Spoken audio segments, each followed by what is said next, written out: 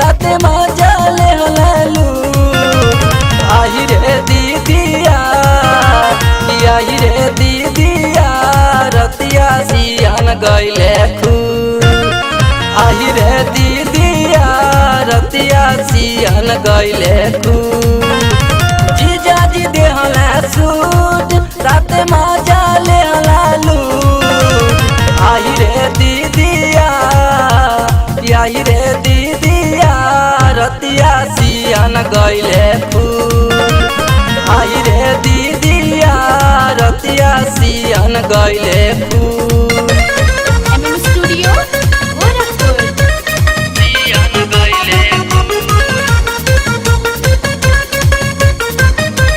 सियान गईले खूब। सियान गईले खूब।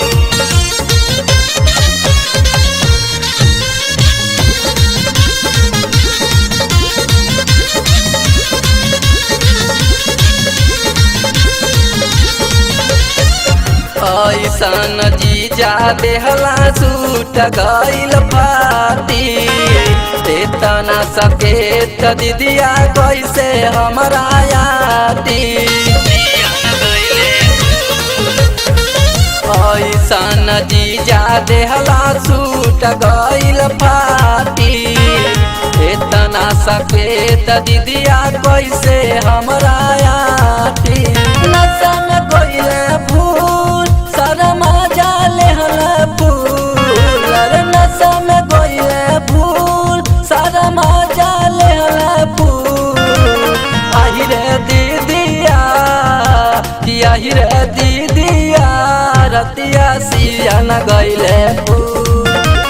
आई रे दीदिया रतिया सियान गईले फूल। सियान गईले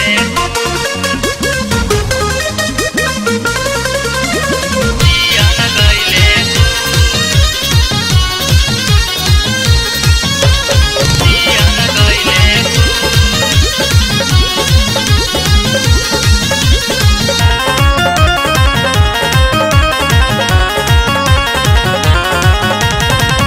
मुँह मारो दीदिया ऐसन जीजा के मजाक के।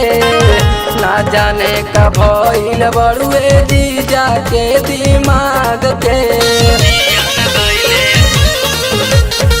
मुँह मारो दीदिया ऐसन जीजा के मजाक के।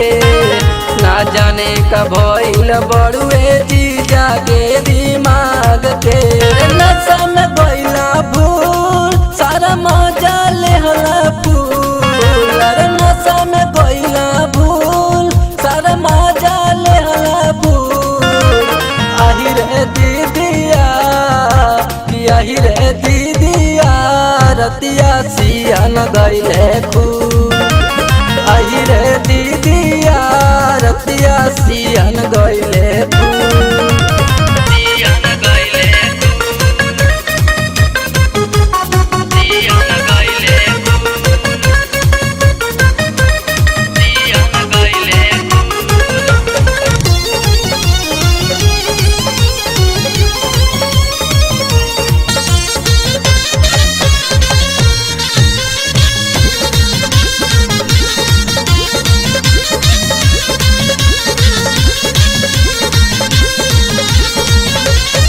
श्याम जीजा बोली गलती काहे ऐसन कईली।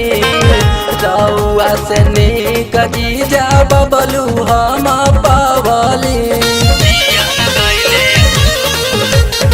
श्याम जीजा बोली गलती रउआ काहे कईली।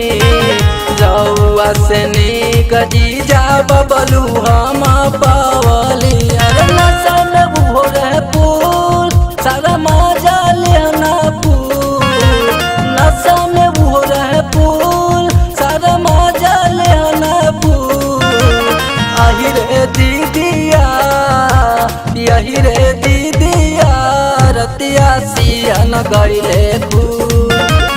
आई रे दीदिया रतिया सियान गईले खूब।